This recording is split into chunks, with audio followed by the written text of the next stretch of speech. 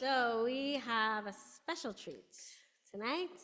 We have Arlen, Dr. Arlen Leight here to share some words, some inspiration, some stories with us as our Pride Shabbat speaker. So please, Arlen, over to you.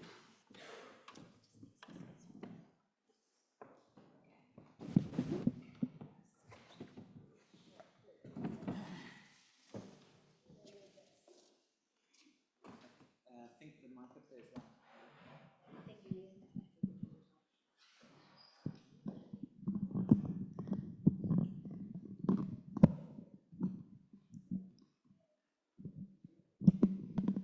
All right, you might have to hold it. I won't be able to because I have props. No, no. Okay.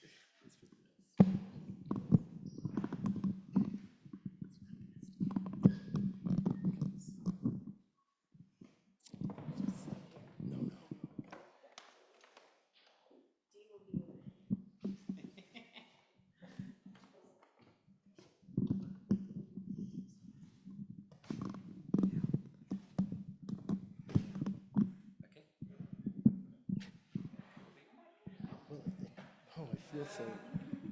Is there a light here? Okay. This reminds me of our wedding.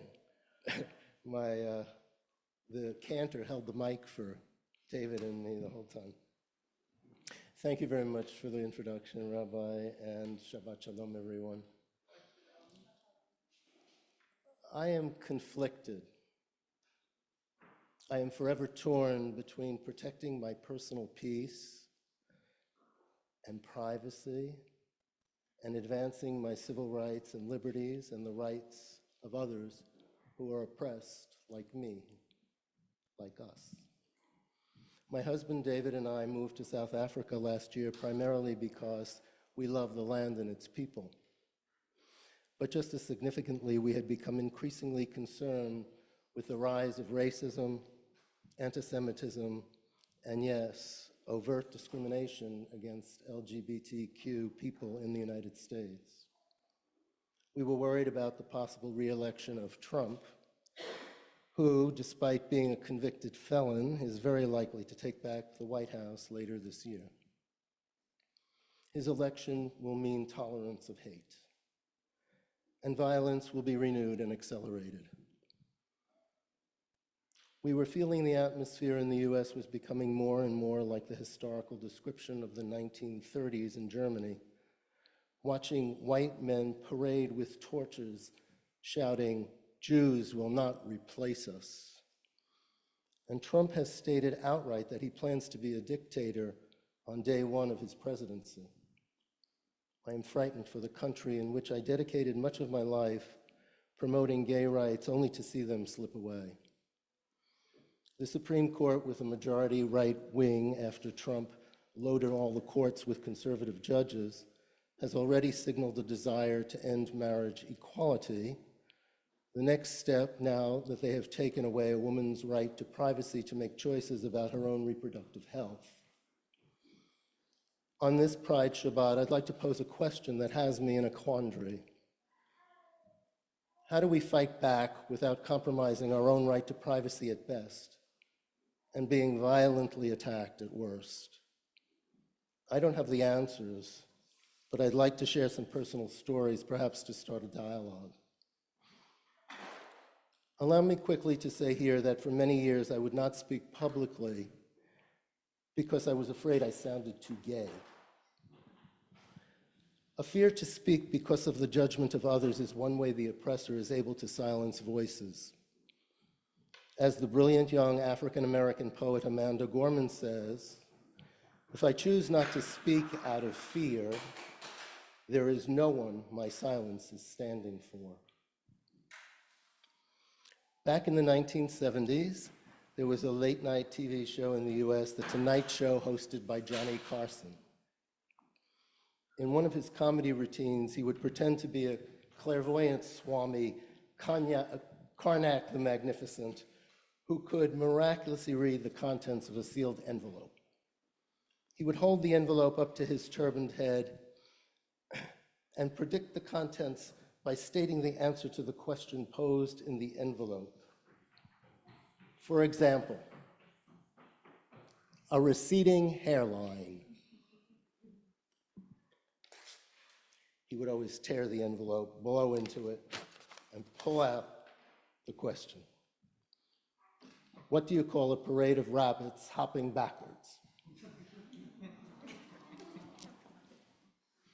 I was 22 years old in my first year of the 4-year course of study in dental school when I came out of the closet. I would define my coming out as having had my first same-sex sexual experience. I was not out. I told only one friend at this point, and I was scared about being known as gay, particularly at school.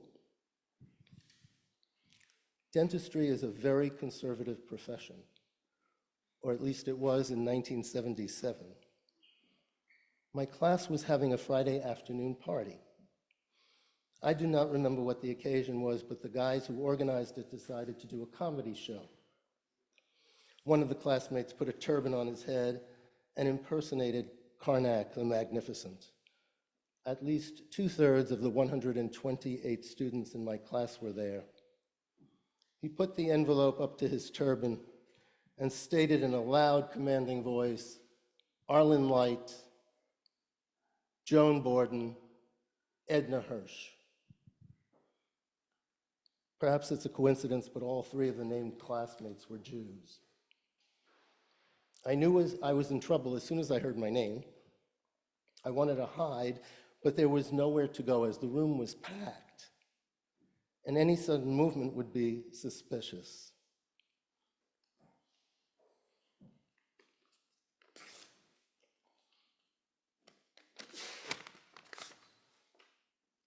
Who are a fag, a hag, and a nag? Karnak roared, accompanied by boisterous laughter from the crowd. I wanted to melt into the floor. I was hugely embarrassed. I did not feel proud about being gay. I was shamed by it. Many years later, having practiced dentistry for 25 years, I returned to university and changed professions. I moved from Washington, D.C. to Florida to start my new career as a sex and intimacy psychotherapist. I joined the local gay synagogue, and they had just hired a new rabbi. My first Yom Kippur was Rabbi Harold's first too. A gay man just a bit older than I was excited to have a rabbi who would truly understand me as a gay person. It was the confessional prayer that goes something like, for the sin we have committed before you, followed by something like, by showing contempt for parents and teachers. The new rabbi stood on the bima before a congregation of LGBTQ congregants and their supporters. And somewhere in the middle of the litany of sins, Rabbi Harold read, for the sin we have committed before you through sexual immorality. The congregation dutifully repeated the prose. Rabbi Harold then emphatically proclaimed, we need to say that one again. My heart sank as my blood pressure took off. We need to say that one again? Are gay people engaging in sexually immoral behavior more frequently than straight people, perhaps by being intimate with members of the same sex? How proud are we supposed to feel as LGBTQ Jews if we are not so subtly told by one of our own that we are sinners because of our sexuality? Closer to more recent times, David and I were coming back into the US from overseas.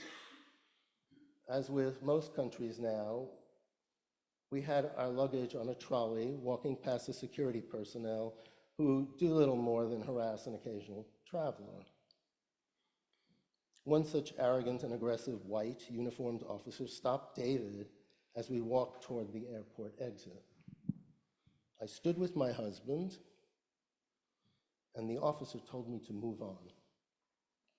I explained that I was David's husband, but that was of no interest to this man, as he sternly insisted I move along when the heterosexism of authority dismisses our gay marriage. How do we feel pride? As gay people, as Jews, and as Black people, our sense of self has historically been and presently is under attack. We feel the right thing to do is to be proud and stand up for ourselves, but this is not always so easy. So what can we do? In dental school, I awkwardly left the Friday afternoon party and stayed buried in the closet as much as possible for 4 years to avoid embarrassment and harassment. As Amanda Gorman says, however, they can bury us, but they don't know we have the power of seeds. Years later, after getting my dental degree and my license and opening my own practice, I came out with a vengeance. This was the mid-'80s, and dentists were afraid to see gay male patients because of HIV. I opened my practice, albeit with great trepidation, to HIV patients, even seeing one man whose brother was a dentist and would not treat him. My work with HIV dental patients opened the door to a political appointment as the first openly gay member of the Washington Board of Dentistry, and I was subsequently elected to the Washington Dental Society's Board of Directors. By being out in the community, I found my sense of pride as a gay man and as a gay professional.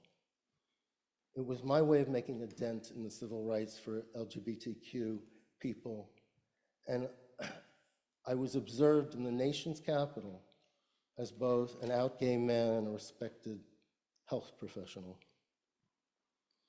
After the Yom Kippur disappointment, I hand-wrote a letter to Rabbi Harold asking for a meeting. Harold, who had become a close friend and confidant, saw me in his office. I explained that so many of the men I see in my sex therapy practice struggle with their sexuality because of the way religion paints gay sex and LGBTQ people as immoral.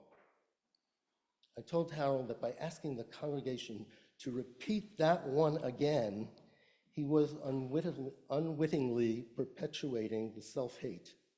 And I asked him to consider his post as the rabbi for an LGBTQ congregation as a platform to help congregants love who they are and honor their sexuality. I'm not sure Harold got it at the time, but he was open to an exchange. It is through this exchange I could feel proud of standing up as a gay man and helping others to see and understand how subtle forms of oppression, microaggressions, eat away at the soul of the oppressed. At the airport, David himself insisted I move along. David was quite used to being accosted at airports and knew how to handle the situation. David knew I would just get irate and probably say something we'd both regret, and end up being delayed, harassed, and possibly detained. I moved on, and we were on our way within a few minutes. David's skin color has put him in a position of dealing directly with the oppressor much more than I as a gay Jew. David says, "You've got to choose your battles. It could save your life." White skin can mask identity. So when do we drop the mask? How do we choose our battles? When do we fight? Amanda Gorman says she gathers her strength by calling back upon her ancestors.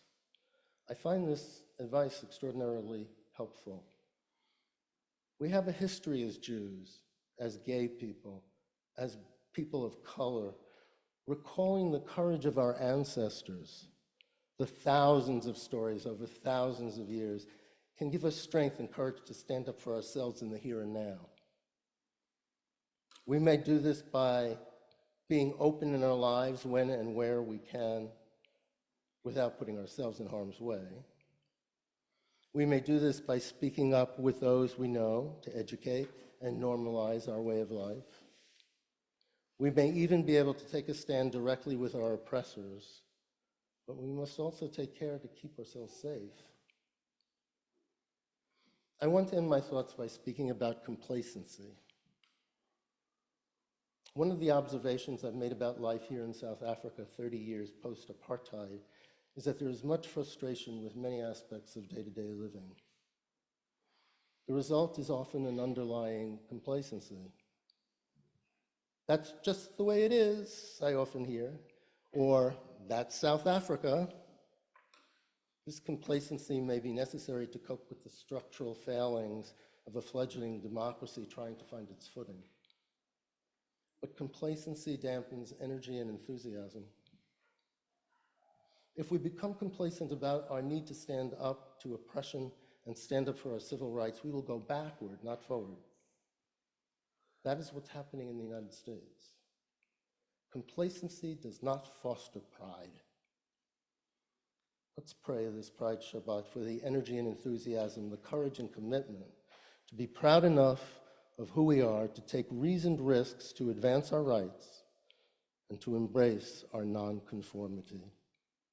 Shabbat Shalom.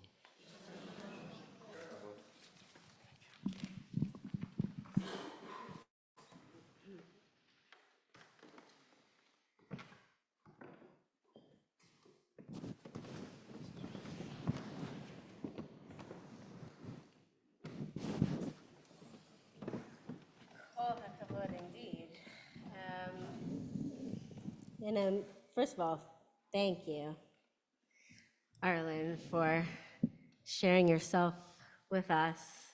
We're so glad that you and David have joined the community and that you bring your experience and your ability to reflect to us tonight. So thank you.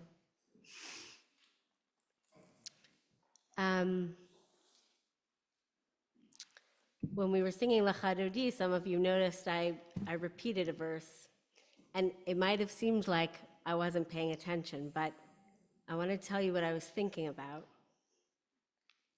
As we were singing, I was looking around to see who was here, and I was noticing people I haven't seen in a while that I was excited to see, people I haven't seen before, or people that I know to expect to see at Pride Shabbat.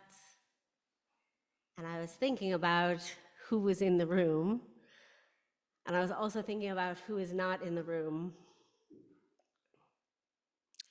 And I was thinking about how Pride Shabbat is one of the success stories of Temple Israel,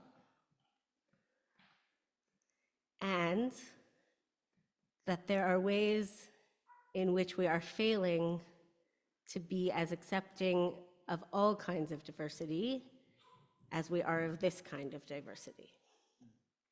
So tonight is a success, but also there are people who aren't here because there are ways in which we haven't made them feel welcome. So we still have a lot of work to do, even though it's amazing that we are here. And we have to figure out what is the magic ingredient. What is it that makes Pride Shabbat a success? What is it that brings people back every year or brings new people in? What is it that makes us feel safe and like we want to be here on this night especially? And how do we bring that to our community on all platforms, in all ways, at all times?